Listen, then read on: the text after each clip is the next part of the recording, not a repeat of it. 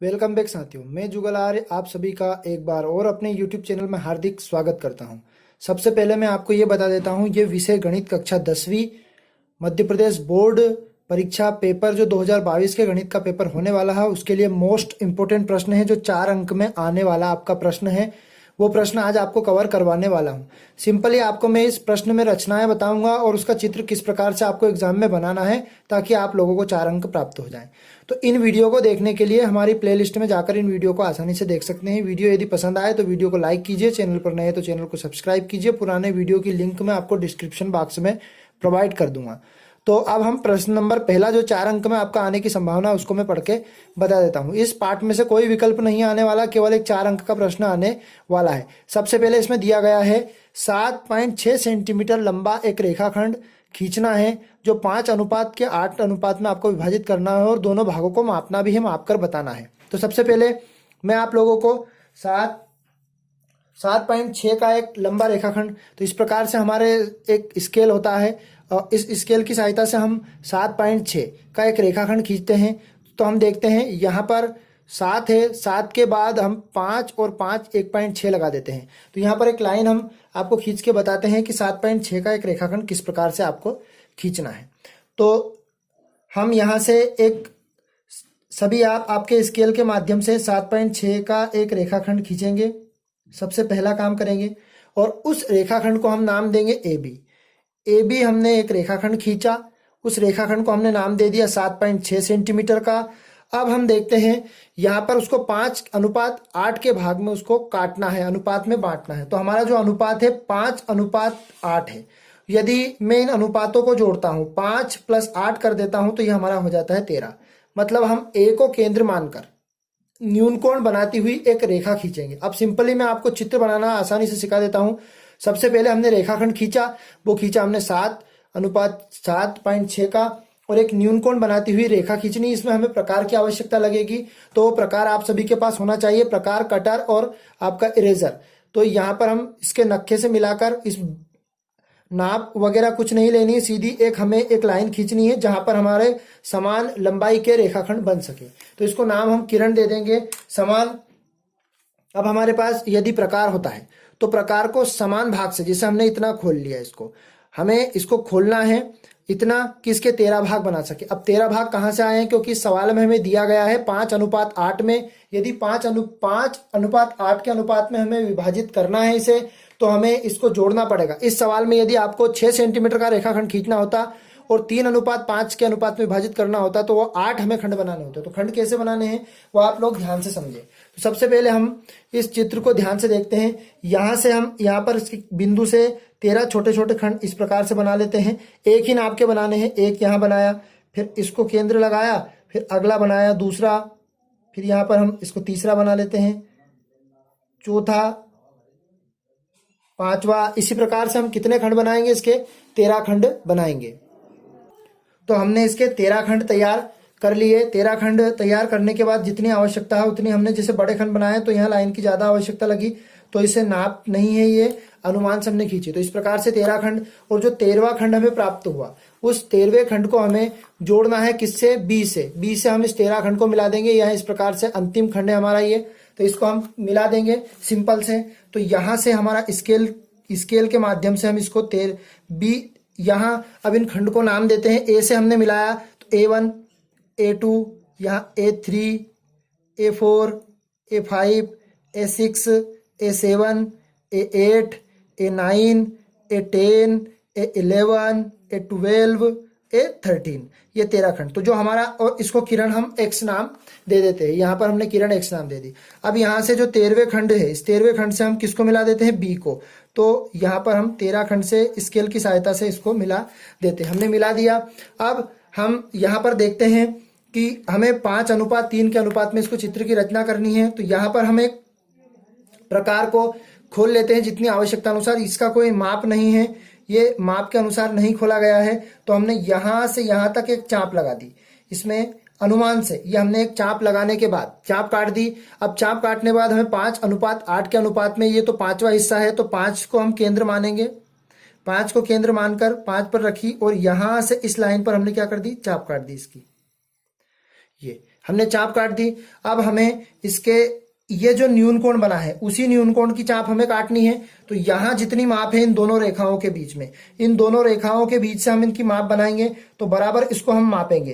तो यहां से यहां तक दोनों लाइन की गैप के बीच की हम प्रकार का नुकीला सिरा और पेंसिल के सिरे को देख लेंगे। तो बराबर यदि नाप आ जाती है तो इस नाप पे यहाँ पर हमने जहां पर हमारी चाप कटी थी उस वाली चाप को लेकर हम काट देते हैं। इस प्रकार से ये चाप काट दी। अब हम 5वें हिस्से पर हमारी पटरी रखेंगे स्केल, और स्केल की सहायता से जो केंद्र बिंदु था इन दोनों के बीच में ये जो बिंदु आया था मुख्य पॉइंट, इस पॉइंट से होकर हम एक सीधी रेखा कहां से 5 से खींचेंगे। तो यहां से हम 5 से खींचेंगे। जो रेखा हमारे समांतर आनी चाहिए किसके, ये हमारी रेखा समांतर आ गई किसके, बी एक्स के समांतर। ये A13 से हमने बी को जो मिलाया था उसके समांतर कौन सी रेखा आ गई, इसको हमने बी डैश नाम दे दिया, जो प्रतिच्छेद किसे करती है, ए बी को। सबसे पहले हमने आपको क्लियर कर देता हूं, ए बी एक रेखाखंड खींचा 7.6 का। यहां से ये जो लाइन खींची कोई माप की नहीं है, ये अनुमान से हमने लाइन खींची है न्यून कोण बनाकर।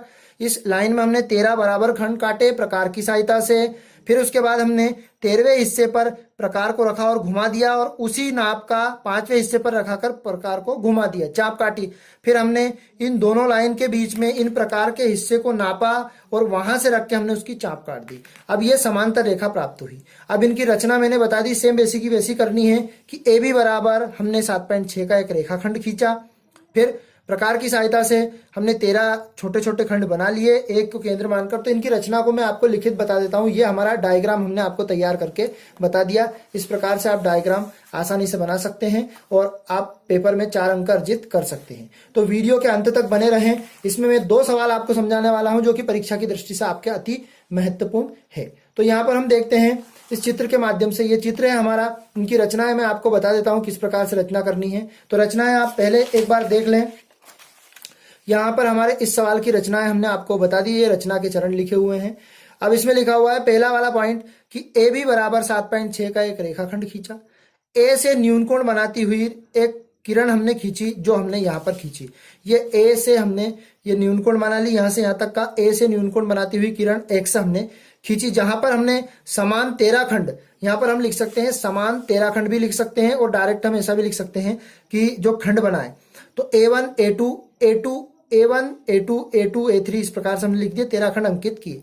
फिर हमने जो अंतिम वाला सिरा है इसका 13वां हिस्सा, 13वें हिस्से को कहां से मिला दिया, B से। तो B से हमने A13 को मिलाया। ये हमने यहाँ लिखा लाइन में कि B से हमने A13 को मिलाया। फिर यहां से A5 को B डैश से मिलाया, जो हमने यहाँ पर A5 है हमारा, ये इस A5 को यहाँ पर हमने B डैश नाम दिया, B डैश से मिलाया, जो कि किसके समांतर है, B डैश समांतर है, मतलब B डैश A5 समांतर है A13 B के। तो यहाँ हमने लिखा। अब उसने कहा था प्रश्न में कि इनको नाप के आपको बतानी है, तो लास्ट वाले पॉइंट में आप चाहो तो इनको नाप लें। तो ये जो यहां से यहां तक की नाप है A से A डैश की, यहाँ पर यहाँ की नाप हमें 3 पॉइंट कुछ आ रही है, 3.2। तो यहाँ पर हम लिख देंगे इसकी अगले वाले पॉइंट में 3.2, और ये वाली नाप जो आ रही है हमारी, ये आ रही है हमारी 4.4। तो यहाँ पर हम लिख सकते हैं कि ए बी जो हमने मापा है, जो अगले वाले पॉइंट में ए बी हमने मापा है वो हमें 3.2 प्राप्त हुआ, और जो हमने ए बी डैश था और बी डैश हमने जो बी डैश बी जो मापा है वो 4.2 के लगभग आया। तो हमने इसको नाप के बता दिया। औचित्य भी दे सकते हैं, 4 अंक का प्रश्न है, हमने 4-5 रचना आपको बता दी है। अब हम अगले वाले सवाल की तरफ बढ़ते हैं। दूसरे वाले सवाल का चित्र कैसे बनाना है आपको मैं आपको बता देता हूं। तो सेकंड वाला सवाल आपका जो एग्जाम में आने वाला है वो मोस्ट इंपोर्टेंट सवाल है, वो आप देखें ध्यान से और समझें किस प्रकार से उसकी चाप काटनी है। तो यहाँ पर हम आपको सवाल पढ़ के बता देते हैं। यहाँ हमारी जो भुजाएं दी है उन भुजाओं के अनुसार इस सवाल को हम करेंगे। तो पहले वाले सवाल में हमने चाप काटी, दूसरे वाले सवाल को हम देखते हैं जिसमें हमारा 4 सेंटीमीटर 5 सेंटीमीटर 6 सेंटीमीटर की भुजा वाले एक त्रिभुज की रचना करनी है, और किस प्रकार से इसको समरूप अन्य त्रिभुज के बनाना है, उसे 2:3 में विभाजित करना है। तो सबसे पहले हमें भुजा दी है, सबसे बड़ी भुजा लेता हूं मैं। तो सबसे बड़ी भुजा हमारी है 6 सेंटीमीटर की। तो 6 सेंटीमीटर की भुजा का एक रेखाखंड खींच लेता हूं। तो यहां पर मैंने स्केल रखा, स्केल की सहायता से मैं 6 सेंटीमीटर का एक रेखाखंड खींचता हूं। तो आप स्केल की सहायता से आप भी सभी स्केल उठाएं और आपको 6 सेंटीमीटर का एक रेखाखंड खींच लें। इस रेखाखंड को हम ए नाम दे देते हैं, ए बी बराबर हमने कितने सेंटीमीटर का एक रेखाखंड खींच लिया, 6 सेंटीमीटर का। अब ध्यान से समझते हैं, उसमें 4 और 5 सेंटीमीटर की हमारी जो भुजाएं दी है, तो ये प्रकार हमें इतना खोलना है स्केल की सहायता से कि 4 सेंटीमीटर हम पहले खोल लेते हैं। तो स्केल से हम नाप लेते हैं कि ये प्रकार हमारा 4 सेंटीमीटर का है। तो यहाँ पर हम नापने के बाद आप सभी भी अपना प्रकार 4 सेंटीमीटर का खोल लें, फिर एक जगह केंद्र मानेंगे उसका हम। तो ये हमने 4 सेंटीमीटर का प्रकार हमारा खोल लिया। प्रकार खोलने के बाद ए को हमने केंद्र माना, ए को केंद्र मानकर यहां से यहां एक चाप लगा दी। इसी प्रकार 5 सेंटीमीटर की भुजा है, तो 5 सेंटीमीटर की भुजा में हम किसको केंद्र मानेंगे, तो 5 सेंटीमीटर का हम प्रकार खोल लेते हैं पहले। तो आप सभी भी आपने अपने प्रकार को 5 सेंटीमीटर का खोल लें, और 5 सेंटीमीटर का प्रकार खोलने के बाद यहां पर बी को केंद्र मानकर, बी को जैसा मैं बोल रहा हूं वैसे की वैसे मैं रचना करके लिख के बता दूंगा आपको, बी को केंद्र मानकर चाप लगाई, और दोनों जहां पर मिलते हैं उस बिंदु को मैं नाम दे दूंगा सी बिंदु, सी पॉइंट में नाम इसको दे दूंगा। अब यहां से दोनों बिंदु को मैं मिला दूंगा यहां से, तो ये हमारी 4 सेंटीमीटर की आई मिलाने के बाद। फिर अगले वाले को पॉइंट को मिला दूंगा बी से सी को, तो वो हमारी 5 की, क्योंकि हमने प्रकार की सहायता से इसको काट लिया। अब उसने कहा इसका एक समरूप त्रिभुज का निर्माण करना है। अब यहां पर आपका जो अनुपात दिया है मैं थोड़ा सा यहां लिख के बता देता हूं, 2:3। कभी भी इन अनुपात में समरूप त्रिभुज की बात करें तो जो बड़ी भुजा होती है, माने इनमें अनुपात में जो बड़ा अनुपात होता है 3, उतने खंड हमारे बनाने हमें। तो ए से न्यून कोण बनाती हुई एक किरण खींच देता हूं मैं, जो अभी पहले वाले सवाल में मैंने खींची, ए से न्यून कोण बनाती हुई एक किरण खींची। अब इसमें 3 बराबर, अब हमने उस सवाल में तो 3 और 2 मतलब 8 और 5 13 किया था, लेकिन इसमें समरूप त्रिभुज का निर्माण करना है, इसलिए मुझे 3 बराबर खंड बनाने पड़ेंगे। तो प्रकार को मैं इतना अनुमान से खोल लेता हूं, इसमें कोई माप का नहीं है, ये अनुमान से खोला गया है। तो अनुमान से खोलने पर मैंने 3 इसके बराबर खंड बनाने हैं, ठीक है। तो एक खंड तो मैंने यहां बना दिया, फिर इसको केंद्र मानकर दूसरा खंड बना दिया, फिर इसको केंद्र मानकर तीसरा खंड बना दिया। अब इस किरण का नाम मैं एक्स नाम दे देता हूं, और यहां से मैं इसको A1 नाम दे देता हूं, इसको A2 नाम दे देता हूं, ये जो आपके बिंदु हैं यहां से, और इसको मैं A3 नाम दे देता हूं। अब हम देखते हैं उस सवाल में हमने क्या किया था। सबसे पहले ए से मैंने किसको मिला दिया था, A3 जो अंतिम छोर था उसको मैंने बी से मिला दिया था। तो रचनाएं तो आपको स्वतः ही याद होनी चाहिए, याद हो जाएगी अब, कि सबसे पहले मैंने 6 सेंटीमीटर का एक रेखाखंड खींचा, ए को केंद्र मानकर 4 सेंटीमीटर की मैंने चाप लगाई, फिर बी को केंद्र मानकर मैंने 5 सेंटीमीटर की एक चाप लगाई। जो चाप 4 सेंटीमीटर की और 5 सेंटीमीटर की वो जहां पर प्रतिच्छेद करती है, एक दूसरे को मिलती है, वो सी बिंदु मैंने नाम उसको दे दिया। अब 2 अनुपात की बात करते हैं, तो सबसे पहले मैं इस पर यहां पर एक चाप लगा देता हूं, इसको केंद्र मानकर एक चाप में यहां से यहां तक की हमेशा लगाता हूं, ऐसा कैसी चाप मैंने लगा दी। अब चाप लगाने के बाद 2 अनुपात में था ये हमारा 2 में, तो 2 पर रखकर मैं एक और चाप इसकी सहायता से इसी नाप की लगा देता हूं, क्योंकि जब हम समान माप की चाप लगाएंगे तभी हमारा लाइन आएगी समरूप। तो यहां पर हमने चाप लगा दी। अब इन दोनों की जो माप है उसी माप को मैं मापना पड़ेगा जब जाके हमारी रेखा समरूप आएगी। तो यहां से यहां मैंने मापा इन दोनों को।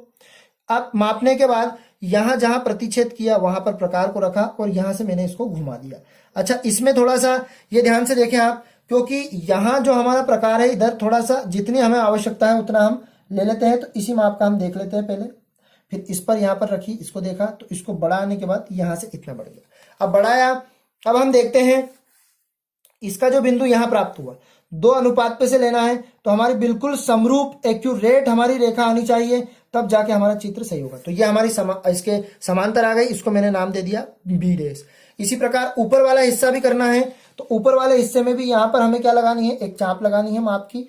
तो हमने ये चाप लगा दी, फिर जहां वो काट रहा है वहां पर रख के फिर एक चाप हमें इधर से घुमा देनी है, ये घुमा दी हमने चाप। फिर इन दोनों की माप का, तो इन दोनों को माप लेते हैं, बराबर हिस्से पे हम मापते हैं, ये इस प्रकार से। अब यहां पर हमने रखा, रखने के बाद यहां से यहां तक हमने इसको काट दिया।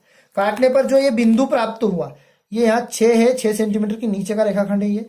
तो जो हमें बिंदु प्राप्त हुआ, इस बिंदु से लेकर मैं यहां से एक लाइन खींचूंगा, जो कि हमें क्या आनी चाहिए, हमारी समांतर आनी चाहिए। तो रेखा हम देखते हैं यहां से, यदि यहां से हमने समांतर ले ली, तो इस रेखा के समांतर हम एक रेखा बना देते हैं, जिसको हम नाम दे देते हैं सी डैश। हमारा चित्र तैयार हो गया। चित्र तैयार होने के बाद मैं आपको एक बार एक्सप्लेन इनकी रचना कर देता हूं कि सबसे पहले ए बी बराबर एक रेखाखंड खींचा 6 सेंटीमीटर का।